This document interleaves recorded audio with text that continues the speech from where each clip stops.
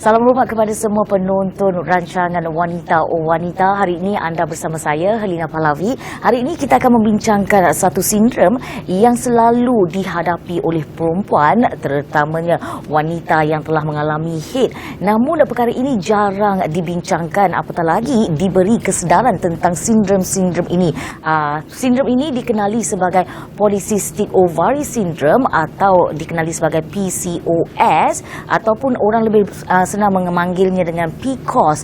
Antara sindrom-sindrom kalau anda menghadapi sakit ini adalah anda akan mengalami kitaran HEAD yang tidak menentu, dan mungkin kadang-kadang dalam satu tahun anda mungkin mengalami period dalam 3 ke 4 kali sahaja untuk setahun, dan ada kalanya anda heran anda sudah menjaga pemakanan, anda telah bersenam, namun berat badan anda naik dengan anda tak tahu, bukan disebabkan pemakanan dan juga cara kehidupan anda. Anda juga mengalami pertumbuhan bulu badan yang kita tak tahu di tempat-tempat yang tidak sepatutnya, dan ia tumbuh dengan keadaan tidak terkawal. Kalau kita bercakap dengan mood pula, salah sikit habis satu kelambu kita bakar. Namun perkara ini adalah normal di kalangan wanita yang dalam usia 5 ke 10% wanita dalam usia reproduktif akan mengalami simptom-simptom ini.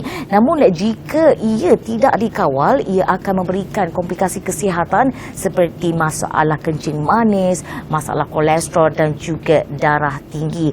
Dan kalau anda juga ingin tahu penyakit ataupun sakit sindrom ini boleh dirawat dengan begitu mudah. Baiklah, bagi membincangkan dengan lebih mendalam tentang sindrom polycystic ovary ini, kita bersama dengan tetamu kita di studio ketika ini. Kita bersama dengan Dr. T. Swee Peng, pengasas dan perunding kesuburan dari Metro IVF, untuk membincangkan dengan lebih lanjut dan supaya kita semua lebih faham tentang sindrom ini. Baiklah, terima kasih doktor kerana sudi bersama dengan kami. Terima kasih. Okey, doktor, kalau macam kita tahu bahawa PCOS ini adalah satu sindrom yang mengganggu kesuburan wanita, fizikal mereka dan juga tahap stres mereka. Secara lebih lanjut lagi, apa sebenarnya yang dimaksudkan dengan PCOS ini? Okey. PCOS lebih kurang 30 tahun dulu dikenali dengan nama yang lain, Stern-Lewontin Syndrome. Masa itu seseorang perempuan yang ada 3 hal.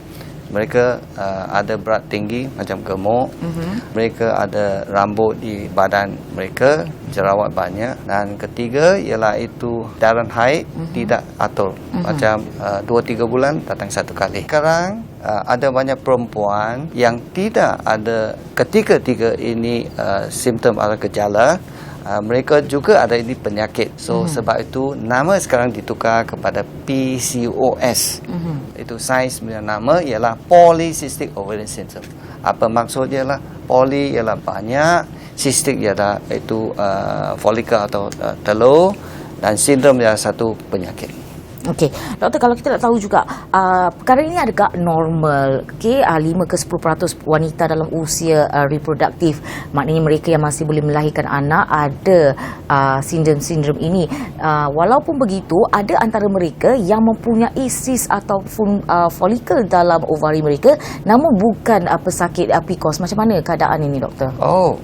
Itu mana beza.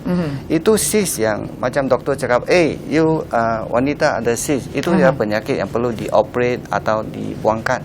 Tapi PCOS dia ada cyst yang banyak, dan ini cyst semua beratur di perkeliling itu ovary dalam imbasan ultrasound. Dan ini cyst tidak perlu dibuang. Inilah macam satu keadaan yang biasa di perempuan PCOS. Okey, so, sejauh mana, seawal usia berapa kita boleh tahu yang kita ni ada sakit? Kerana saya mempunyai seorang kawan yang telah mendapat sakit ini, simptom-simptom dia seawal tahun 2006 lagi, masa dia remaja lagi. Tapi baru kali ini, baru 3 tahun lepas, tahu dan mendapatkan rawatan. Kebanyakan orang PCOS tidak ada gejala atau simptom-simptom. Hanya 5% ada simptom. Mereka biasanya timbang menaik. Maksud obes. Lagi kitaran haid biasanya 28 hari satu kitaran. So makin-makin lewat, macam 6 minggu, lepas itu 2 bulan, sampai 1 tahun. Lagi semakin panjang itu penyakit PCOS, mereka ada timbul itu rambut di dada, mustas, ya. Lagi itu mereka ada jerawat, ya. Dan ada yang dia cuba mau mengandung, ngapa dia tak boleh mengandung? Itu sebab mereka akan datang jumpa doktor. So, oleh sebab itu, kalau seseorang ada ini gejala, lebih baik mereka jumpa doktor awal. Doktor, tadi doktor ada mengatakan bahawa seorang wanita itu akan mengalami masalah bulu banyak di muka, terutamanya jerawat dan juga berat badan yang meningkat. Mungkinkah ini juga mendorong kepada sakit seperti depression ataupun kemurungan dan sebagainya? Oh yes, ya, banyak perempuan, ramai perempuan yang ada di PCOS, mereka punya timbang makin-makin naik. Dan tentu mereka ada cuba untuk menurunkan timbang, tapi tidak dapat atau tidak berjaya. Dan itu masalah depression tentu berlaku. Dan kadang-kadang mereka akan distance themselves from social gathering. Oh, so dia melarikan diri daripada aktiviti sosial dan sebagainya. Baik doktor, sebenarnya kita nak tahu juga apa sebenarnya faktor ataupun punca yang menyebabkan seseorang itu mengalami sindrom polycystic ovary ini. Apa sebenarnya sebab dan punca? Adakah pemakanan, genetik ataupun lifestyle dia sendiri? Ini asal daripada hormon yang tidak seimbang. Hormon macam insulin terlalu tinggi, dalam sains ialah insulin resistance. Dan lagi hormon yang keluar dari otak yang merangsang itu ovary pun tidak seimbang. Itu FSH LH. Ya. Itu hormon biasanya FSH lebih tinggi daripada LH, tapi di itu PCOS mereka terbalik. Itu LH lebih tinggi. Dan oleh sebab itu telur yang ada di itu ovary akan kembang, ya, sampai 8 hari. Maksud you haid mula 8 hari dia kembang. Lepas itu dia terhenti. Dan dia akan berhenti. Bila dia henti, itu telur tidak matang, so itu ovulasi tidak berlaku, persenyawan tidak akan berlaku, so mereka akan ada haid yang makin panjang dan tidak dapat mengandung. So, keadaan ialah asal daripada hormon. Baiklah, okey doktor, kita dah berbincang tentang simptom dan sebagainya. Selepas ini kita akan kembali membincangkan tentang PCOS dan juga tahap kesuburan dalam wanita. Jumpa selepas ini.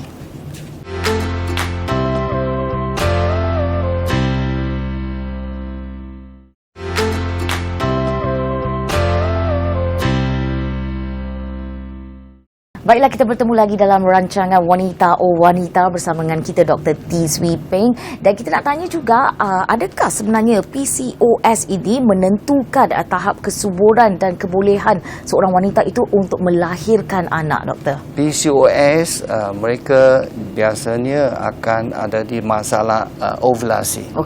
So, bukan semua orang menghadapi ovulasi yang kekurangan. So, ada 50% mereka akan menghadapi ketidaksuburan. So, kalau ada ini masalah ketidaksuburan, ada banyak cara yang senang untuk mencapai kehamilan. Tukar gaya hidup, ya, lebih bersenaman, makan yang kurang kanji, karbohidrat. Karbohidrat akan menambahkan berat badan itu wanita. Dan kandungan insulin juga dalam badan, kan, saya kira? Yes.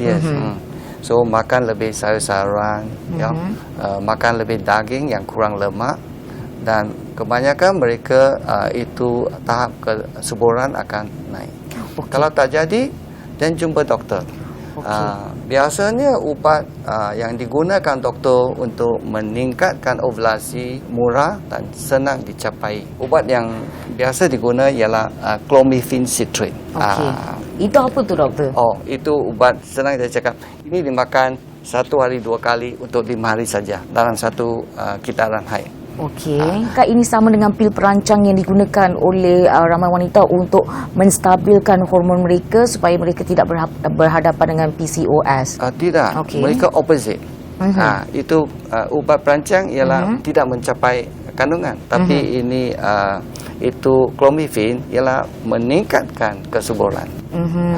Dan ini ubat bila dibagi pada perempuan PCOS, 80% akan mencapai ovulasi. Dan daripada ini, 50% akan capai kemahiran. Ini ubat senang didapati. Tapi doktor, kita juga tertanya-tanya kenapa ada antara wanita yang menghidapi PCOS ini boleh mengandung, ada yang tak boleh, dan saya juga ada seorang kawan yang mendapat PCOS ini selepas melahirkan 3 orang anak. Macam mana tu? PCOS ialah satu penyakit spektrum. Ada yang banyak teruk, dia punya muka ada itu rambut-rambut, dia gemuk sangat. Ada yang tidak gejala PCOS. So mereka ovulasi pun berlaku, tapi lebih jarang. So kalau mereka cuba mengandung satu hari, mungkin itu bulan ada keluarkan itu ovulasi, mereka juga mengandung. So maksud saya itu you punya kawan yang mengandung, mungkin ada 1-2 bulan tidak ovulasi, 1-2-3 bulan ada ovulasi, dia mungkin dapat mengandung pada masa bulan itu yang sebut. Baiklah doktor. Doktor tadi dah menerangkan kepada kita semua bahawa kalau seseorang wanita yang menghidapi PCOS ini hendak mengandung, mereka boleh dapatkan ubat yang kita makan 5 hari setiap hari itu untuk 1 kitaran. Namun bagaimana untuk wanita yang mahu sembuh daripada PCOS tapi belum lagi bersedia untuk hamil? Dia perlu jumpa doktor gynecologist. Ya. Mereka akan siasat memastikan adakah mereka betul-betul ada penyakit PCOS. Doktor akan bikin imbasan ultrasound, tengok itu telur. You nampak banyak itu sisis yang bersusun di perkeliling ovary, macam rangkaian itu mutiara. Periksa darah, tengok itu LH, FSH hormon ada terbalik. Kalau dipasti, then kami boleh mengkontrol dia punya cycle dengan ubat perancang yang tadi cakap. So ubat perancang mereka tidak dapat mengandung, tapi boleh lancarkan ataukan dia punya itu kitaran haid. Okey doktor, kita dah tahu kalau kita boleh dapatkan hormon dan juga ubat pil perancang, namun sekiranya lah seorang wanita itu tidak mahu bergantung kepada ubat-ubatan dan sebagainya, mereka mahu merawat PCOS ini secara semula jadi tanpa bantuan ini, adakah dengan menukar gaya hidup, cara senaman, cara pemakanan dan sebagainya boleh membantu wanita-wanita ini? Oh boleh.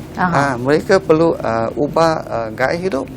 Ya, yang dia sudah cakap banyak bersenaman. So kalau daripada segi jenis senaman, adakah mereka boleh melakukan senaman-senaman yang berat atau lebih fokus kepada pilates, yoga dan sebagainya? Itu berbilang-bilang cara pun boleh bikin. Yang pertama sekali ialah kurangkan berat. Itu PCOS, kebanyakan mereka ada berat yang tinggi. Bila mereka kurangkan berat, itu penyakit sendiri akan tepi. Wow, nampaknya berat badan ini bukan sahaja menyebabkan kita ada penyakit-penyakit seperti kencing manis dan sebagainya, tetapi juga mempengaruhi PCOS ini dalam badan. Baiklah, kita nak berehat sebentar, kembali selepas ini kerana banyak lagi persoalan yang kita akan tanyakan kepada Dr. T. Kembali selepas ini.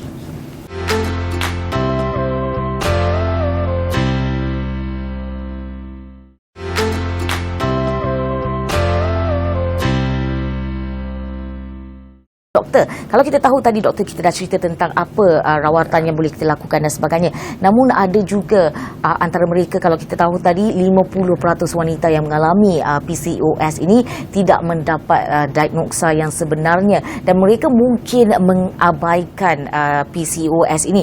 Namun kalaulah kita tak dapat rawatan yang selanjutnya dan seharusnya, apa yang akan jadi kepada wanita-wanita yang ada PCOS ini? Kalau ini penyakit diabaikan, lama-lama mereka akan berisiko mendapat penyakit darah tinggi, kencing manis, stroke.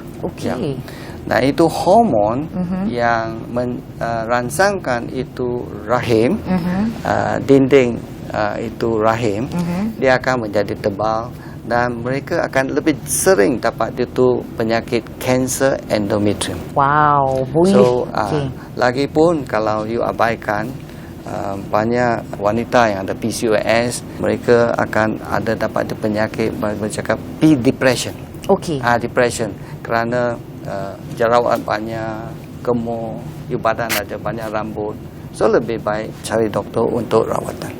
Okey, so bagaimana kalau macam mereka yang menghadapi PCOS ini, adakah mereka juga akan mempengaruhi menopause, waktu menopause mereka ataupun bagaimana? Oh, mereka tidak akan dapat menopause awal. Okey. Mereka sama juga. Yes.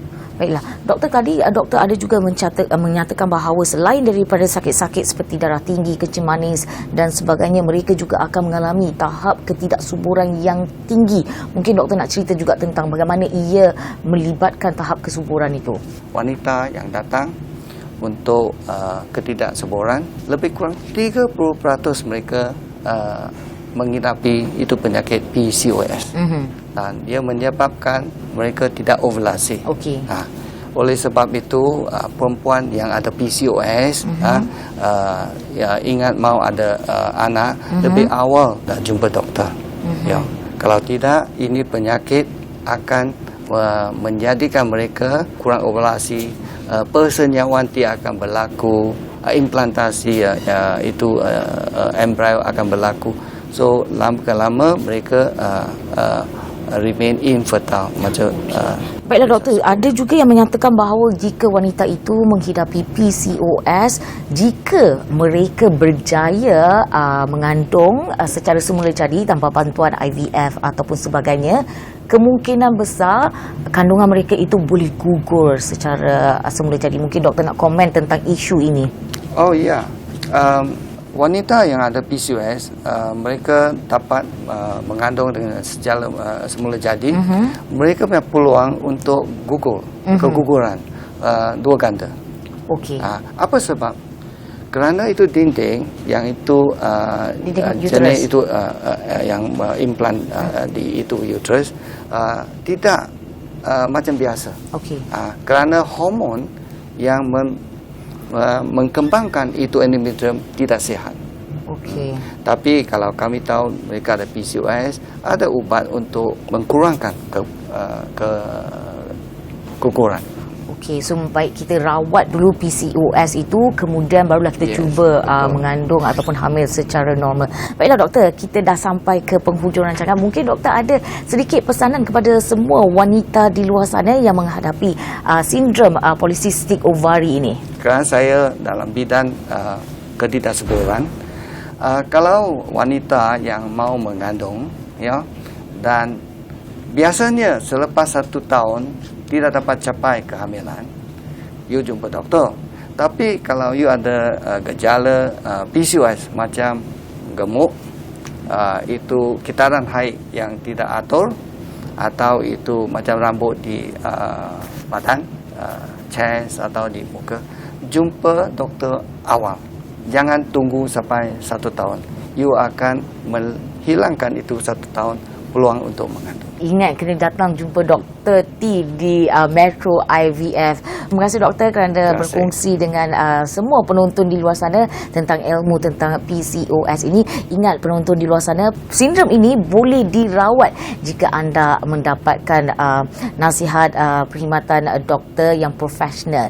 Dan jangan biarkan sakit ini terlalu lama kerana ia akan menyebabkan anda menghadapi komplikasi kesihatan, antaranya diabetes, darah tinggi dan sebagainya. Baiklah, semoga perkongsian kami tadi memberi informasi kepada anda di luar sana dan dapat menambah pengetahuan anda tentang PCOS ini dan membantu anda membuat pilihan yang tepat dan bijak bagi memastikan tahap kesihatan anda berada pada tahap yang optimum. Terima kasih kerana menonton rancangan Wanita Oh Wanita. Saya Helena Pahlavi, sehingga berjumpa lagi.